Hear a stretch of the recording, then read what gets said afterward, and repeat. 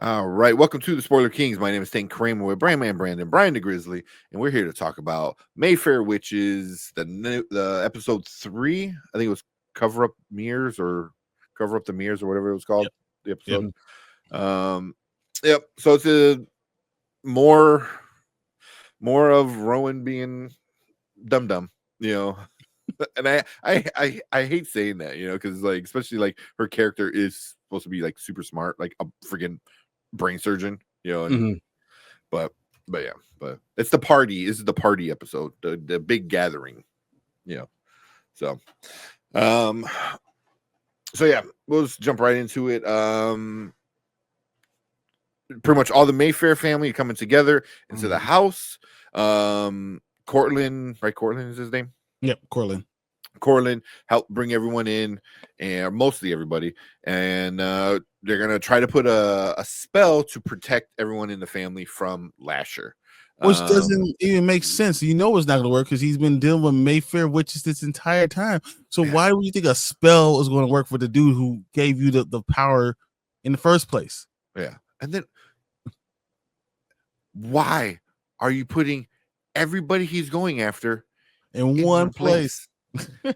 and then it's not even like a super secret place. It's the Mayfair house. It's like the dude like that was living there, like So but that wasn't even the problem of the episode.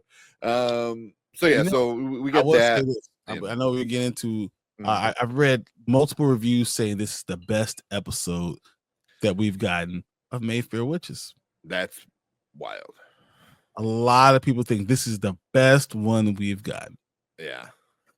For me, shout out to the Naughty Librarian. I just started following her because she does Interview with the Vampire and a lot of the Anne Rice stuff, books and show. And she wasn't happy about this episode, which I'm like, yes. So, but yeah, I mean, if you like it, you like it. It's cool. It had a good ending, which we'll get into, but yeah.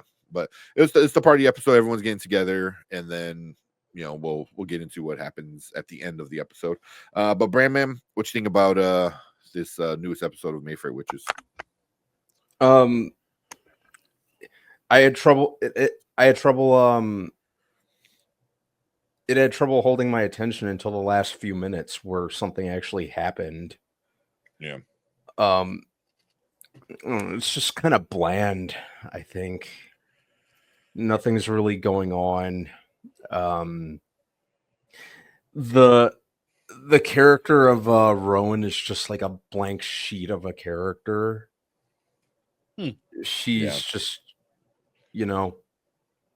which sucks because I think Alexandra Daddario's capable enough. I'm realizing with each episode, I think she's less and less of the problem, and the problem is the content she's saddled with.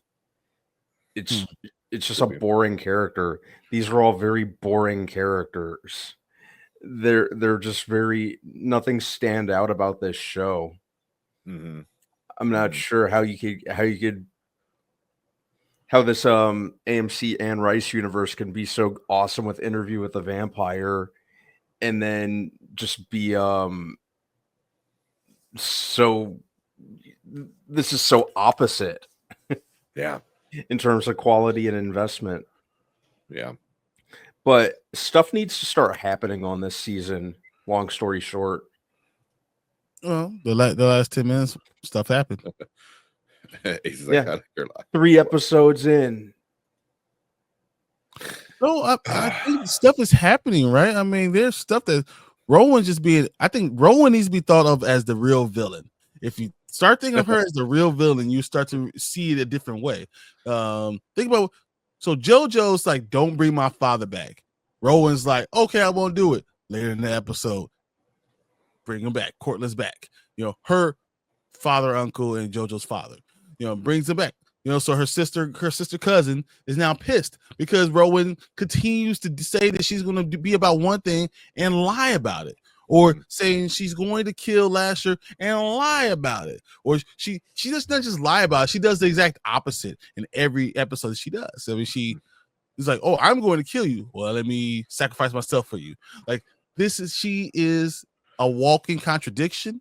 And if you see her as the villain, because I'm starting to feel like maybe at the end, we're just gonna see her go with Lasher and realize that she was always the problem. She just gives in. Yeah. I just like, I don't get how the way they go about Rowan being like, I can't trust Talamasca, I can't trust Sip, like, because he betrayed me, even though, like, I go back and watch, but I'm pretty sure she did something to mess up that relationship, You don't remember? but yet you're like, let me go with Sip lied to her about the baby. Yeah. It's like, so, like, let me go with Cortland instead. The dude who's just, that's all he does is lie to the family. Oh my God. That's why I was like, what? Get the outside help. So I don't know. And she puts everyone in danger. Like, when she brings the whole family there, right? She brings her friend, puts him in danger. She does everything the wrong way. She is the worst person there. Lasher is the devil, but she's a bad person. You can't blame the devil for being bad. You could blame her for being like incompetent. You're literally a bad person, and you are putting everyone at risk. And maybe the whole point for us to see is that she is really like the Mary Magdalene to the Antichrist. Like, it's her. She's the problem. And then you give her the beautiful eyes and all the way she looks and all that stuff, and you don't realize that she's the real villain. Yeah, she's always standing in the way, literally, sometimes. So there's kind of, for me, two big parts of this. The very beginning with Lasher, where he meets somebody, and at the very end with Lasher, with what happens with him. We'll go. I'll go with Brandman with the ending. What do you think about the ending? Because I know you said nothing really happened until the ending, which I agree. But what do you think about the ending? If you want to tell us about it.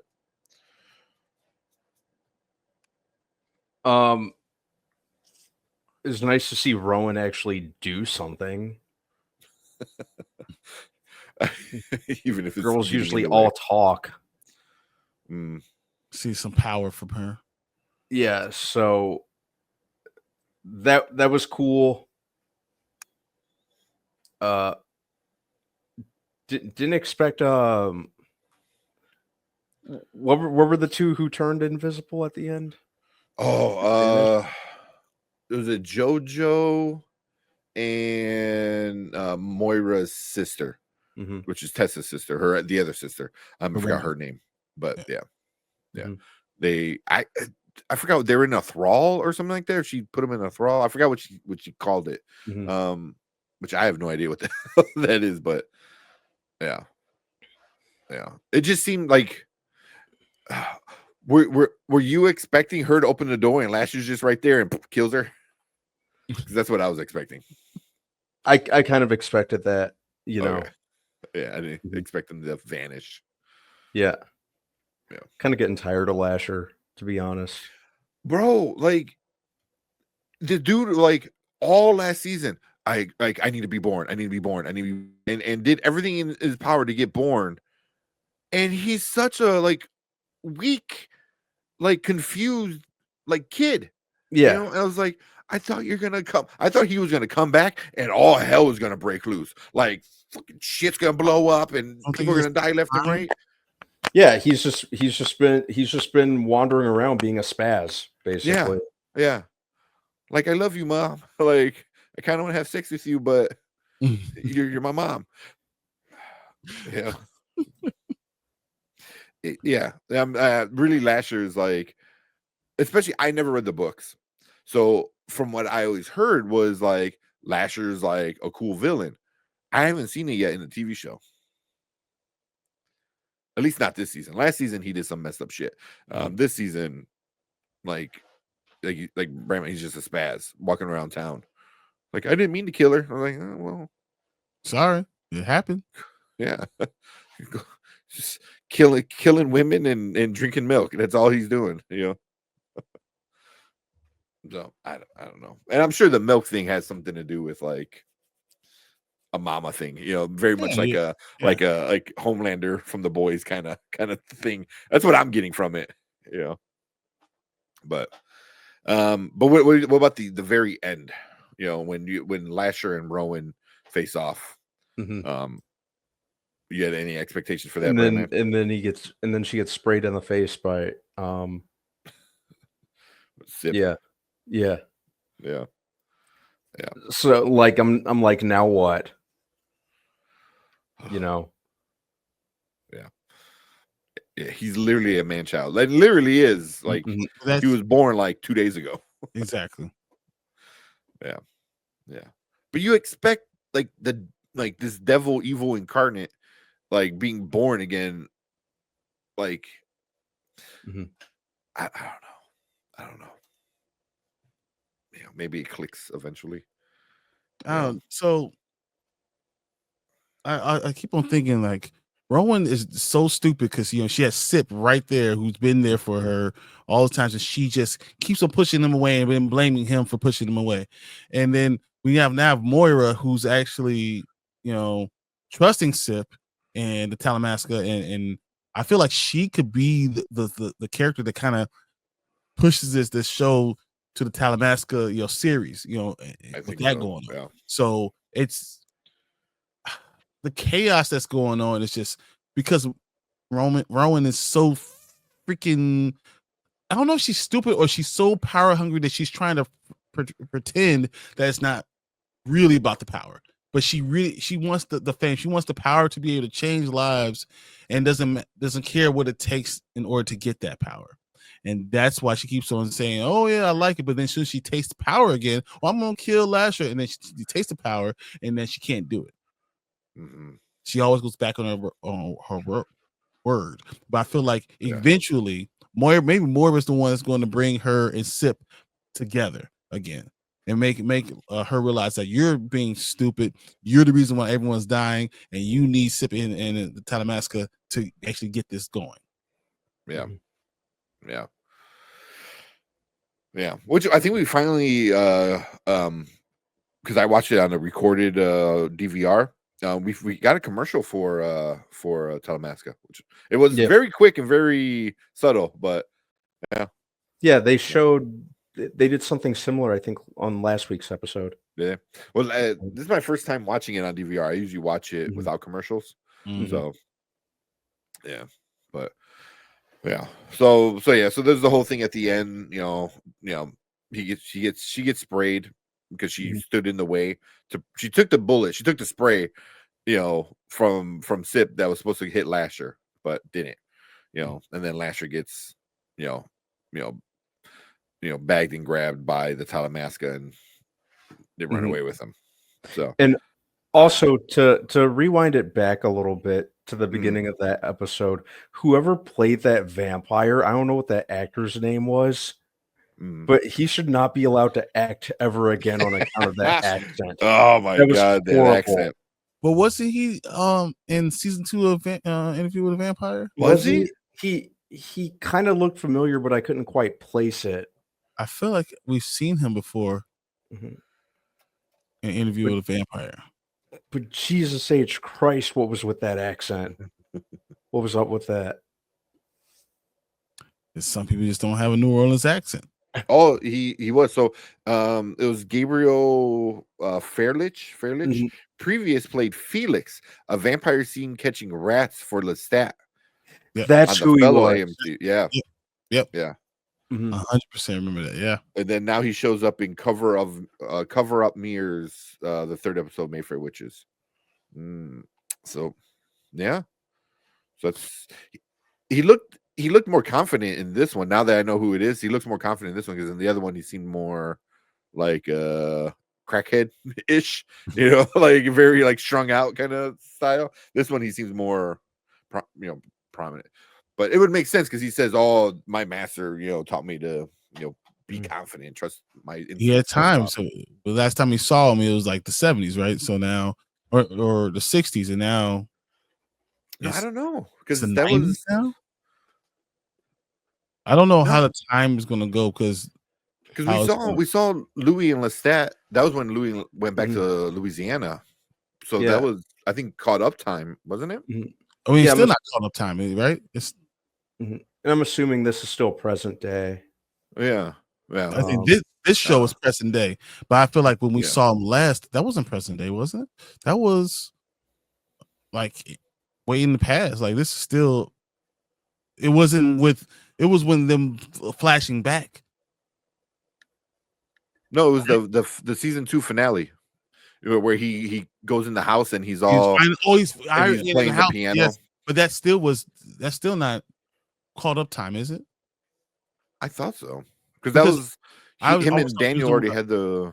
But you still haven't. He's gonna. It's gonna be a hair rocker, right? So I always thought they will still like 10 or 15 years in the past, and then we're gonna go through. I guess we'll find out. Yeah, they need to do a timeline job with time jumps and when's when, especially if you're doing multiple shows. But yeah, but it is. I guess that vampire was somebody we've seen before. But yeah, but I don't remember him being that bad with the accent. Oh, yeah, I don't remember the accent being that awful, or maybe he just didn't talk as much. Yeah, it might what it might be.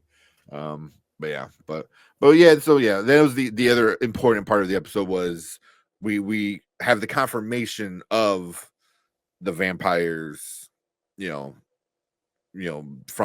the other show, Interview with the Vampire. So, so it's getting ready to start crossing over with Telemask. I think Telemask is going to be the main connecting tissue between the two shows, but yeah, but when he tells he pretty much gives advice to Lasher, he's like, trust your instincts, blah blah blah, and he told him like, you're something new. He goes, I never smelled you before, and it smelled you like a block away, blah blah blah. So like he hinted at Lasher that you're not human, but you're not vampire, like you're something else, you're something new, so do new stuff. So it was kind of cool. But then Lasher goes back to the house and doesn't do new stuff, That's why I thought he was gonna come out and like do some crazy shit, and it was like, oh no, he's just sitting there still like, don't hurt me, mommy. He's still 3 or 4 days old. Yeah.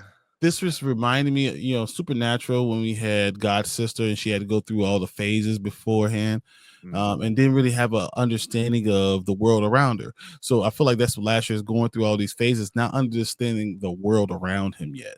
So eventually he's going to get it all, and now you're gonna be in trouble. This is your chance to kill him, and that's where we're going to look back on these episodes and realize the chance to kill him was when Rowan could right then, and she's effed it up, and now we're in this bad situation. I think that's what overall is going to end up being.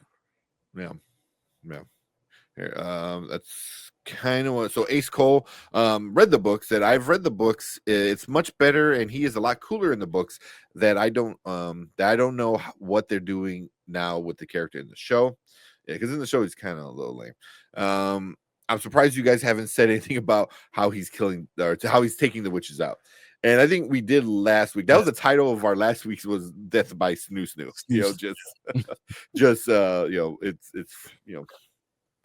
reverse roles. But even that was kind of like interesting because I'm like, did he already have sex with them or was it before? I assume it's like he already had sex with them. I think he already had sex with them. And then they hemorrhage out. Yeah. So I mean that never mind. Yeah, and then he needs his milk. He needs milk after that. So in the book, when he's in that phase, it's disgusting. See, I don't feel disgusted. Also, I did hear, from watching other people that like it's more not full on rape, but very like assaulty, like he uses his like pheromones or whatever. Yeah, like it's just his like allure, that he has, kind of, and they kind of like succumb to his like magic or whatever the hell, So, but yeah, I did hear that though. I heard it's very more one-sided than it is in the show. In the show, it seems like the women are kind of like wanting it. wanting it. Under these pheromones or smell the pheromones Yeah. and wanting Yeah. Lasher to be there. So, Yeah. But even like the last one that he killed, she was just like, oh, I wanted you ever since I was like a kid, kind of thing, ever since I was like a teenager, like I wanted you, but you went after my sister, blah blah blah. So yeah, so it's like so it's a little different. Terrible scene. Like, yeah I've always wanted you. Yeah. Yeah. So I mean, I guess that's probably better, because I don't think anybody wants to see some dude coming in and just like being aggressive with these women. No, nobody needs that. Wow. But I think that kind of plays towards the betterment of the show is that all of these women in the family are just so attracted to, like, not even physically, just like physically and emotionally and unconsciously attracted to Lasher, even though, which is a trope in a lot of the Anne Rice stories. Yeah. So it's just watching this show, and then it's so hard not to compare it to Interview with the Vampire because they are all the same universe. How well that show does relationships, and then you come here and all the relationships are all just mudded up between being like cousin sisters and weird relationships with everybody and stuff like that. It's just, I don't know. I wonder if that gets fixed. And I'm not saying like, all the, he's secretly his mom or he's secretly blah blah blah, but just like making the connections between characters stronger. I think that's what we need. Because I'm not feeling it between Rowan and Lasher. Like they have this some super chemistry together. I don't get it. I don't either. Did feel it was Sip, right? I did feel that was Sip. Last season, like you have something, and even her hating him right now and being so angry with him right now, it's because it's a thin line between love and hate. Like, right, you have a certain attraction to that person. That's why you feel either one way or the other about that person. You either hate that person or you love that person because of that connection. Yeah. Last thing Ace said, I'm talking more like the man-child phase. Literally looks different or described different in the books. Okay. And you would think that it would be more like, once again, I say supernatural, where as you grow up. Thanks for liking the stream. But as you grow up, like they look differently. They change their looks, and it's weird that he, his teenage phase is a grown man, and he just skipped the teenage phase altogether because he was a baby first, right? So why would he not have the teenage phase where it could be a different character? Yeah, it's weird. I don't know. Any last thoughts before we move on? Right, man. I just want to see more happen on this show. Yeah. So hopefully they maintain the energy of the last 5-10 minutes of this episode and run with it on the next few. Yeah. What are you, Brian? Sip needs to just leave. He needs to run away from those women. I'm telling you. Run away. I feel like I'm watching Get Out. Every time I see him, I'm like, run. Go the other way. I just feel like I'm going to see him with a teacup and it's all be over. That's it. It's all over. Lost another one. Yeah. But I'm hoping after the end of this episode, maybe things might get turned up a notch a little bit. But not excited about continuing it. I just want to know what other people think that is so awesome about this episode that it made it the best one of the season or of all seasons. Yeah. So if you're digging it, cool. Like let me know. Let us know why you like it so much, and maybe that can change our mind. Because I don't hate the show. I just feel like it's just, like I don't know. Something is just not doing it for me. But so leave a comment. Let us know what you think about this episode of Mayfair Witches. I wanna like this show. I really want to like this show a lot. Same. I like the idea of an Anne Rice universe. with different shows. It's just not doing a lot for me, which sucks because I remember really liking the first few episodes of season 1 and was like, "Oh, this is gonna be a cool TV universe," and then it just kind of fizzled out and it never quite came back. It never quite recovered. Yeah, exactly how I feel. But yeah, let us know what you guys think. Make sure you guys hit that like button, hit that subscribe button. Every Monday we're here talking about the newest episode of Mayfair Witches. So if you want to be like Ace Cole and be in the chat live, make sure you guys hit that subscribe button and come and join us every Monday. But we appreciate everyone coming in, checking us out on the replay. Everyone in the live chat, thank you so much. You guys stick around in the live chat because we're gonna move on to our next topic for the night.